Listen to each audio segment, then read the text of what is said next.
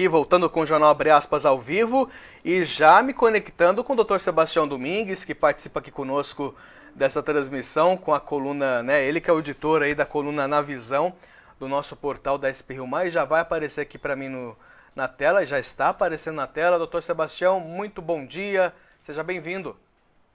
Bom dia e vamos torcer para Nossa Senhora da Comunicação nos ajudar.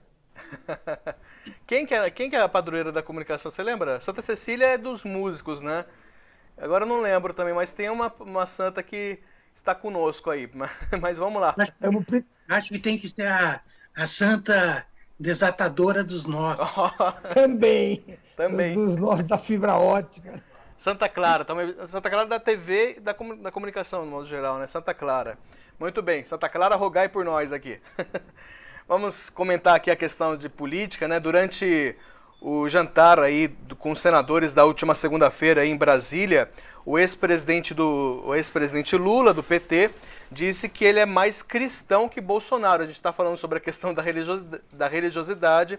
Tá aí, a afirmação ocorreu após ele ser questionado por senadores do MDB sobre como uma declaração dele sobre o aborto na semana passada repercutiria mal junto ao eleitorado. Em resposta, o ex-presidente disse: "Eu sou contra, mas não vou fugir da discussão." Na semana passada, Lula afirmou que o aborto era uma questão de saúde pública, a que todos deveriam ter direito. Durante o jantar, ele também citou o fato de integrantes da família Bolsonaro terem criticado a sua liberação para o velório de seu neto, que morreu enquanto ele estava preso em Curitiba em 2019. Doutor Sebastião, se a campanha for por aí, né, pelo lado de costumes ou de comportamentos, e não sob o ponto de vista de projetos para o Brasil, Bolsonaro é especialista nisso, não é isso? Diria até que foi eleito em cima dessa pauta, né? É muito ruim, né, Zé Guilherme? Porque, na verdade, o problema todo é o seguinte, vamos falar português, claro. A grande maioria, né, da população não se preocupa com política em si, né? Ou não está nem, entre aspas, preocupado com eleição. Ele está preocupado com a inflação, com o preço dos alimentos, com o atendimento médico, com a segurança pública, que são reflexos de ações políticas, ou seja, reflexos das ações que os políticos, que são os executores de todas essas, são os administradores de tudo isso, acabam fazendo. Então, na verdade, a campanha política acaba sendo muito mais levada para o lado emocional do que para o lado racional, né? Quer dizer, ninguém vai discutir superávit primário, variação do dólar, preço do petróleo na campanha. Até que pode discutir o preço do petróleo, mas eles vão discutir realmente, na maior parte, os modos e costumes, aquilo que pega no indivíduo no seu dia a dia, nas suas crenças mais fortes, né? Eu acho que realmente vai ser isso que vai acontecer, né? Como sempre, o Bolsonaro vai ter uma vantagem.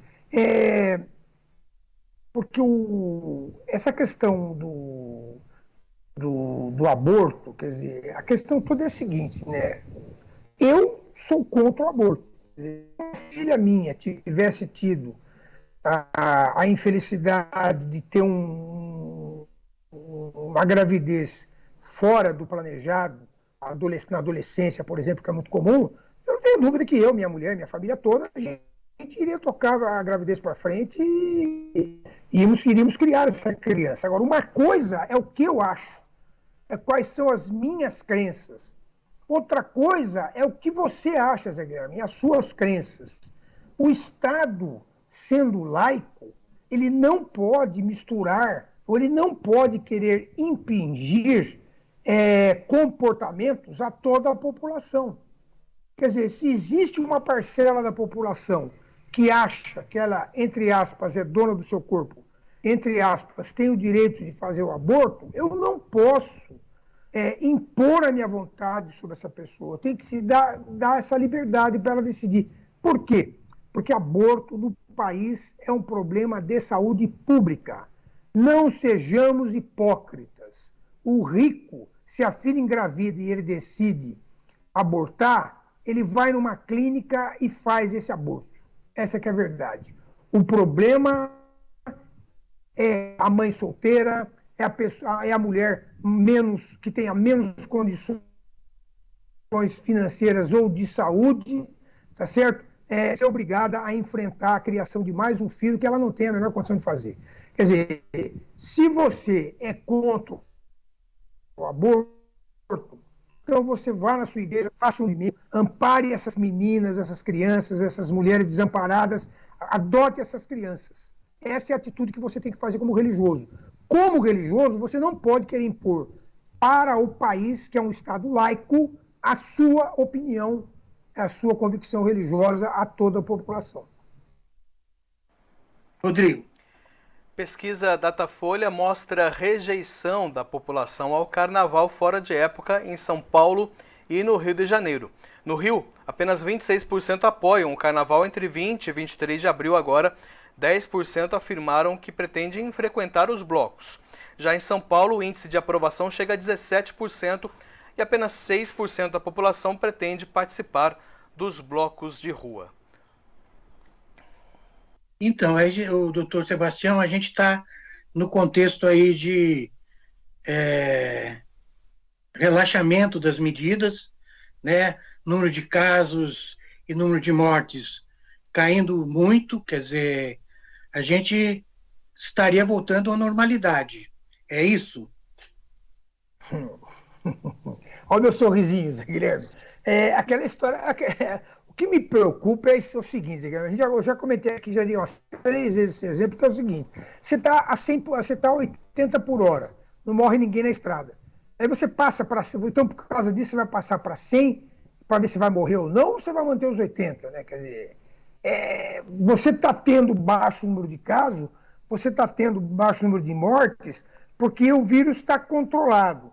Está controlado porque ele já se controlou ou porque você está ainda tendo medidas restritivas? Quer dizer, eu tenho um gráfico aqui onde eu faço o aumento percentual de casos por semana, ficou nítido que depois de dias do feriado que teve aí, foi o próprio carnaval, que o pessoal viajou, houve um aumento de casos depois de 10 a 15 dias. Quer dizer, resumindo, tem 2 questões. Tem a questão do carnaval em si, tem a questão da doença, né? O fato concreto é o seguinte: se tiver aglomeração, a chance do vírus se multiplicar é maior. Se a aglomeração for lugar aberto, isso é menos perigoso. Não dá para saber, Zé Guilherme. Quer dizer, fato é que nós vamos ter que esperar para...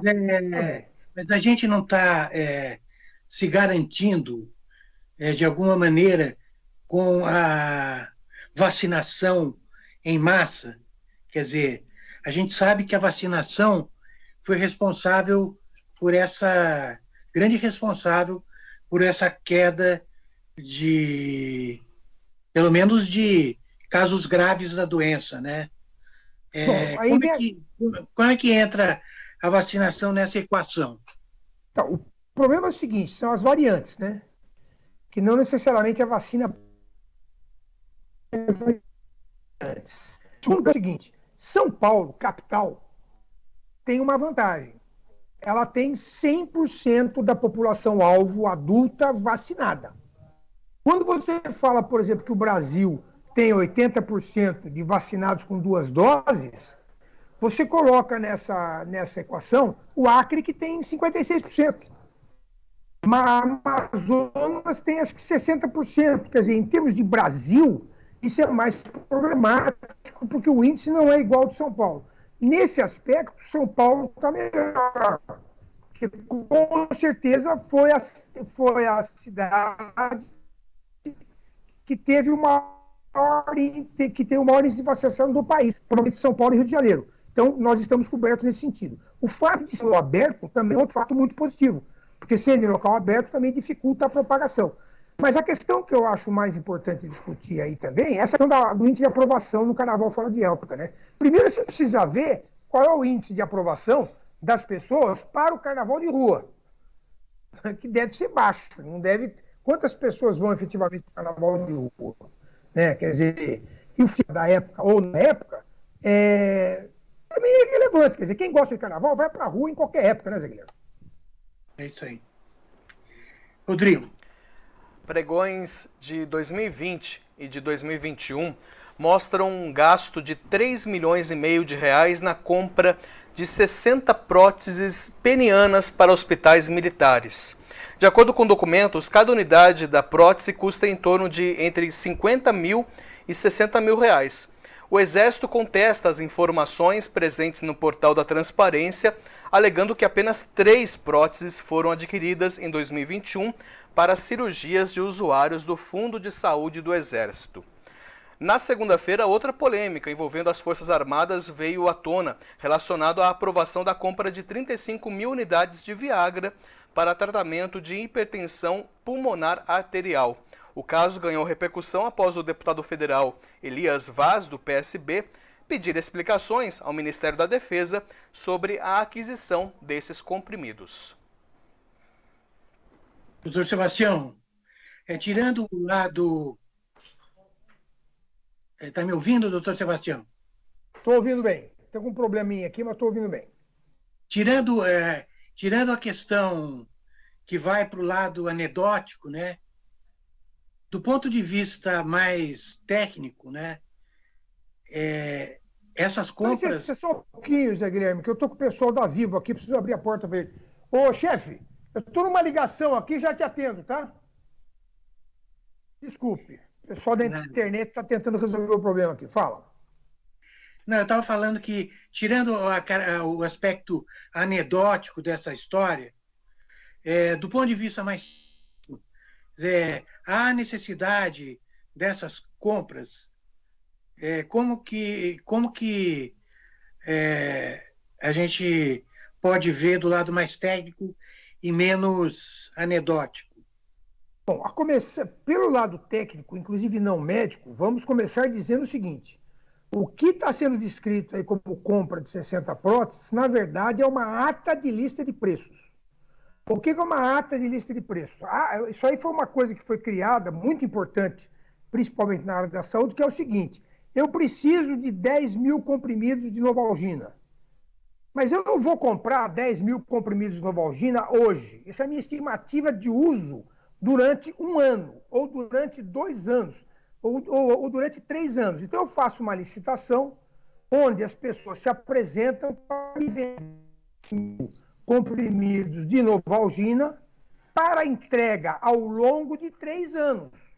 E a gente já acorda o preço e já acorda a questão da entrega. Deu para entender? Quer dizer, isso aí foi explicado, inclusive. Quer dizer, não foram compradas as 60 próteses. Isso aí é uma ata geral de preços que você faz uma licitação para entrega ao longo do tempo. Esclarecida essa questão, tem a questão médica. A questão médica é a seguinte: o fato é o seguinte, a atividade sexual é uma atividade normal, não é pecado, é uma atividade normal do ser humano.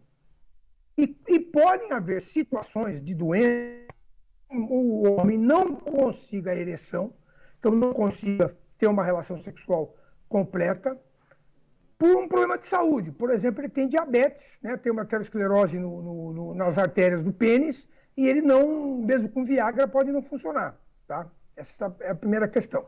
Então você tem o direito, como ser humano, de poder ter uma relação sexual, e, inclusive porque você tem uma parceira nessa história toda. Então, não há nada de errado em você ter uma prótese peniana.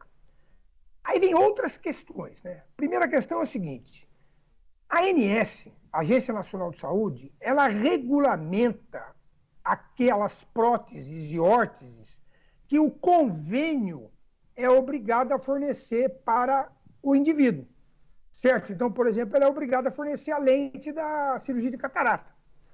No rol da ANS, existe, por decisão judicial, porque não constava do rol da ANS, existe a obrigatoriedade do convênio fornecer a prótese fixa. O que é a prótese fixa? Você coloca um pedaço de acrílico no pênis da pessoa e o pênis fica, então, ereto o tempo todo. Certo? Ele muda a posição do pênis para poder se vestir, etc. Mas ele fica ereto o tempo todo. Essa prótese em questão é uma prótese mais sofisticada. Você coloca um balão de látex de látex dentro do pênis, você tem uma bombinha, você injeta ar, assim como entra o sangue para fazer o pênis ficar ereto, você injeta ar e o pênis fica ereto. Que vocês viram aí que o preço é muito maior. Então, a primeira questão é o seguinte: